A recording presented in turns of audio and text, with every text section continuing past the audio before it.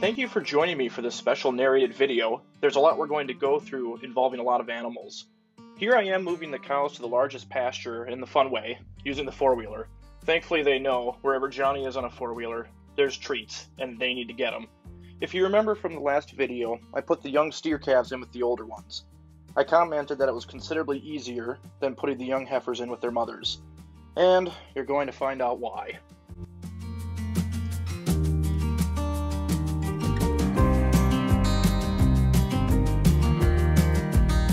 It all starts with, you guessed it, sorting off the heifers and releasing them. I'm just going to release a group of 5 to start. I don't want to overwhelm the herd or all the mothers at once, much less give the calves a larger chance to try and nurse off of any of these cows. The group breed makeup is 2 Angus Dairy Bottle crosses, 2 Beefmaster Angus Limousine crosses, and 1 Hereford Angus Limousine cross. The 2 pure black females are the bottle babies, the gray and dark brindle colored ones are the Beefmaster crosses, and the black one with the white face is the Hereford cross. I worry about the Hereford cross calf trying to nurse off her mother the most, as the Hereford mothers are very gentle and kind, and their crossed calves tend to be more aggressive than them. Remember, you don't want the heifer calves nursing off their mothers. Their mothers could calve as early as next month, and that milk needs to go to the new calves, not these maturing heifers. If one tries to nurse and succeeds, I will have to put her back into the pen until her mother is finished having her next calf, which could be in almost 3 to 4 months. At this point, I realized that there isn't a decent way that the heifers know of to get to the rest of the cows. So I go out and grab the cows myself and bring them into what's known as the arena, which is a central sorting pen point for the herd.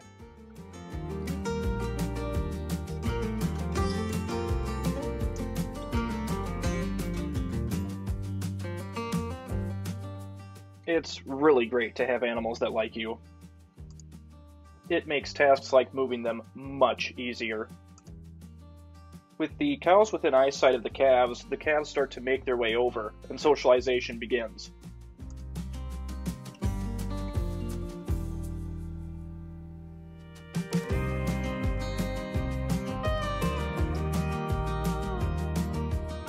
It starts off pretty slowly at first, but eventually they do get brave and enter in the arena.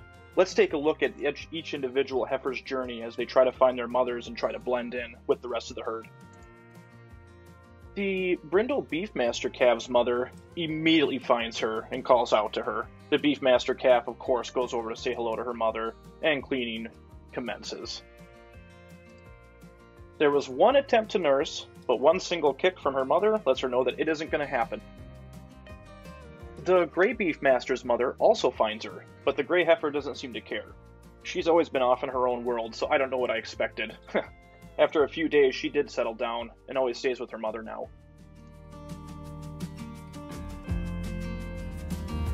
The Hereford cross finds her mother and hones right in.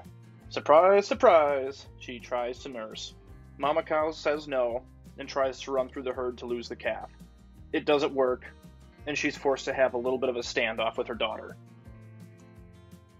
She tries to run through the herd again, and this time the calf does not follow.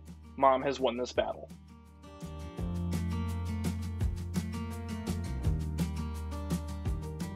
Now the bottle babies are a completely different story. Without a mother to try and find in the herd, somehow they always manage to find this cow, who is a 4-year-old bottle baby. Somehow Daisy always becomes the leader of the bottle babies as they are drawn to her and their shared personalities. Eventually, the bottle babies get bored and decide to go exploring in the largest area they've ever been in. Over the next months and years, there's going to be many relationships and attempts to establish pecking orders within the herd. But as of a week later, they're doing great.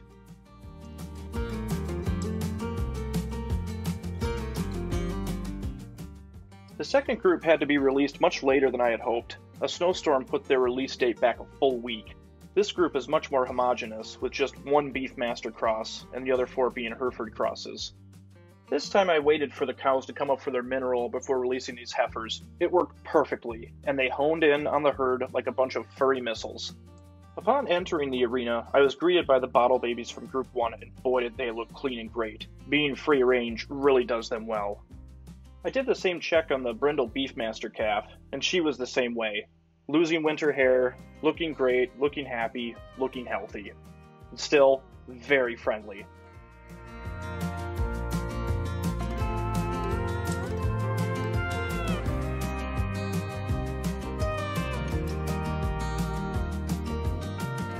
For the most part, not a lot happened for the first 10 minutes.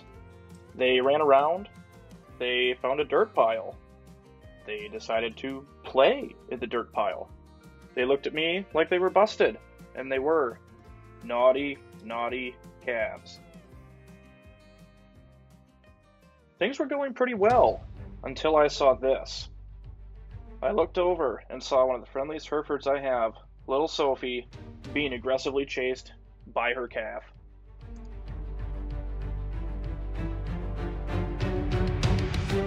I was worried about this cow the most. She's so nice that she adopted a calf last year, and then nursed them both until only a few months ago.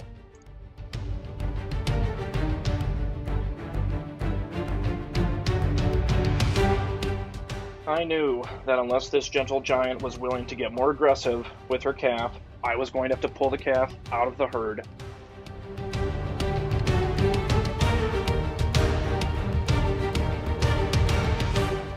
Little Sophie kicked. Sophie headbutted her daughter into the panels. It didn't matter. The calf was unfazed.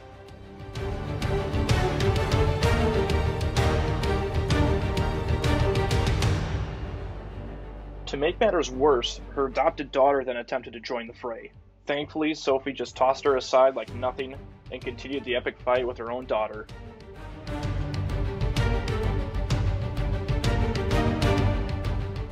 This continued for over 15 minutes. Eventually they stopped like this, and I thought that little Sophie had finally lost the battle. As I went over for a closer look, I realized that was not the case. Little Sophie had won. Her daughter was no longer going to touch her in that area ever again. And as it turned out, she was bored enough that she finally walked away to go find some grass. Good job, Sophie.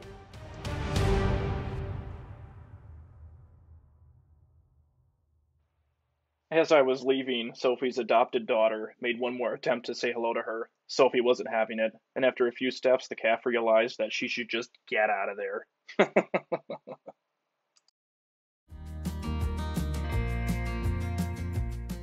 There were 2 heifers left.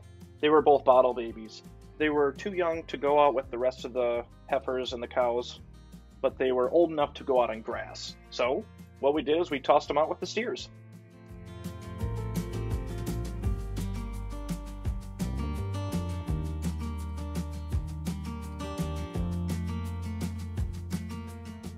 Things were going fine until this poor little calf had an oopsie and ran smack into the barbed wire fence. Poor girl. I checked on her, don't worry, she's just fine. But honestly, her feelings were hurt pretty bad. She was so distraught from the situation that she literally jogged like this all the way back to the gate that we came out of. Poor girl.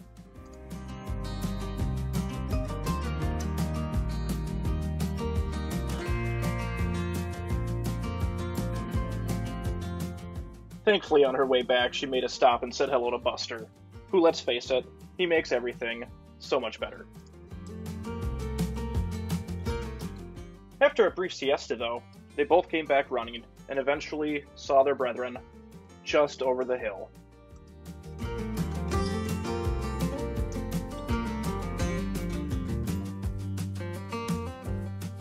There were some hellos. There were some goodbyes. But after a short while, both her and her sister settled in. They'll stay with this group for the next 6 months until the bull leaves the place, and then they can join the rest of their sisters. The end. Oh, calm down, girl.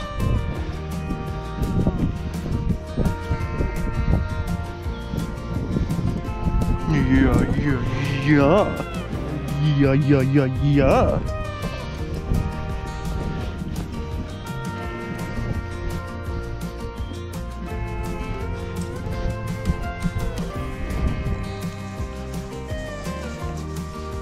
Yeah, girl.